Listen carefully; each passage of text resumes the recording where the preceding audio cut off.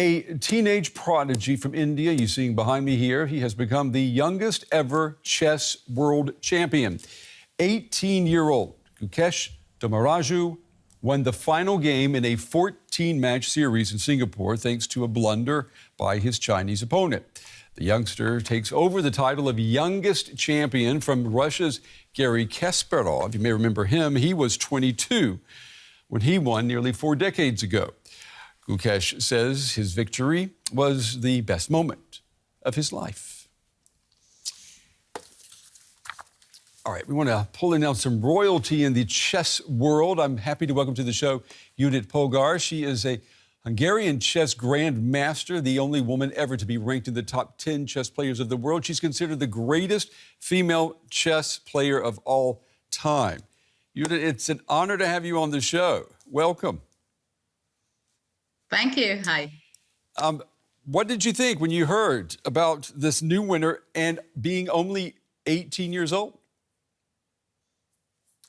Well, I was closely following the whole World Championship match, and I was also commentating some of the few rounds and later on following very closely.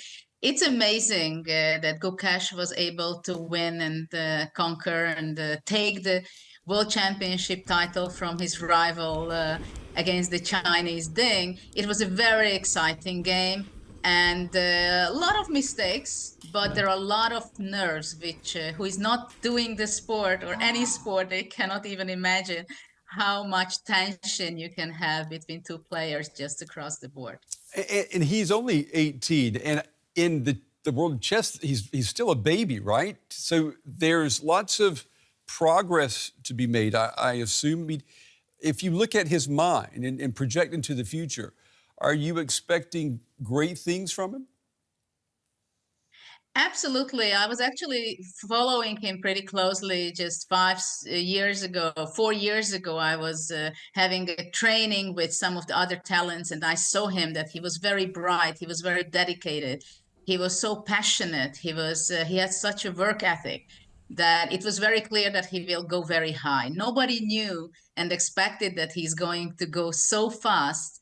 But I think it's a component of many things that he was able to do this. First of all, there is another world champion, 5-time world champion, Indian, Viswanathan Anand, who I was competing quite a lot.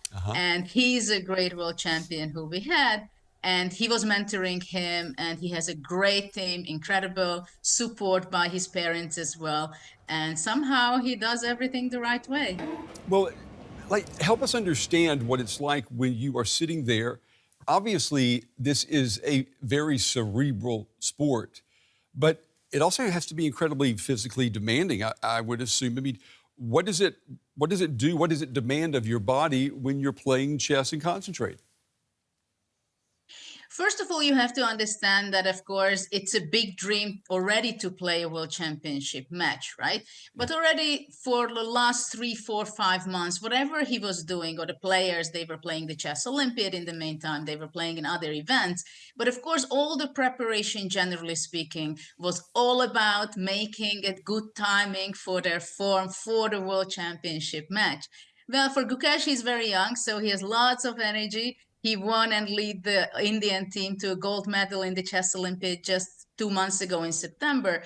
So he was ready to fight. That was very clear. But it was amazing that this is a very special way when two players are playing against each other, only two playing 14 matches, one after another. And there is a very big tension because every game you win, for sure your opponent is losing, right? So you cannot catch up. And every move can cost a full game. So to keep this tension up, there is a big team behind the players, mentally preparing them, physically preparing them, and also, of course, chess-wise from professional chess moves preparation. And of course, the match itself, the whole match, like after every loss or victory, there is a big, big change in strategy, how to punch back in the next round, right? Let me ask you before we run out of time. You're the only woman ever ranked in the top, 10 chess players of the world. Where are all the women? Well, I do hope that more women will come up and play in between the top 50, let's say, in the world.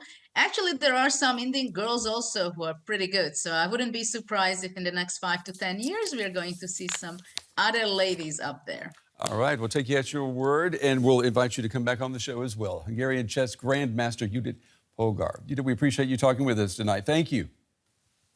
Thank you. Now, Dan Heisman is a chess master, teaches chess and has written extensively about it. He joins us from Wynnewood, Pennsylvania in the United States. Great to have you with us, Dan. In a world of mega minds and mega egos, Gukesh Dommaraju becomes the youngest chess world champion in history. Is this result blowing your mind like everyone else's? It's a great thing for chess. Gukesh, of course, is from a very large country, India, and India has become a big chess country. Anand was world champion a decade or two ago, and now they have a whole bunch of great young players. So they've kind of taken over from the Russians as being the chess capital of the world. Right. And Dan, to be able to absorb strategies, to employ them and to execute the skill, if you like, is one thing. But to manage the occasion fascinates me. This must be some ice-cold type of teenager, I assume. Yes, I heard today that when he announced his team after he won the World Championship, that he actually hired a mental health coach that's been working with him for months on this, because chess is not only a sport that's mentally tough, but it's mentally challenging. It's physically hard. I tell people it's sort of like taking a final exam over and over again, and it's very exhausting. So he's had help preparing the chess, preparing his mind. He has a good team working with him. Right, so burnout is a problem. Do you see, from the outside looking in, and you say he's employed a coach just for this type of thing, do you see a personality type from a distance that can remain a force in tournament play for a long time, given that he's only 18? He definitely can. There's another couple young Indians as well. Iragasi is another top young player. There's some good young players around that are ready to take over from Magnus Carlsen. Magnus is still the #1 rated player in the world, of course. But, you know, these players are going to be coming up and taking over for him. They've got a good team getting together. He's been studying openings with his team. Chess, of course, is a tough game, and there's a lot of other good young players. So it's not like it's clear that Gukesh is going to be world champion for the next 20 years, because he's got a lot of other young, good players, both from India and other countries, that are going to be challenging him. And he's going to be a challenge for people like Magnus Carlsen, I guess. Brilliant and a bit of a gangster turning up late to test his opponents. Does Gukesh have a signature, Dan? Did any one match or any one moment leave you with the impression that this chess community might set chat rooms alight with? Not that I know of. I may not be the best person to ask that particular question, but from what I know, he's a very mature and intelligent young man. He handles himself very well for a teenager. When you watch him play, it doesn't look like you're watching someone who's much younger than the other players. So he's got a good future that way. I think he's got a good attitude toward these things. But again, there's other good young players around right now. And Magnus, of course, is still young enough that he still retains the #1 rating in the world. But as chess players tend to reach their late 30s, it becomes harder from a stamina standpoint and slowing down of the brain and so on to maintain their status. So we'll see them moving out. Dan, thanks so much. Great to talk to you, and enjoy the next days and weeks in chess. Thank you for having me. I really appreciate it.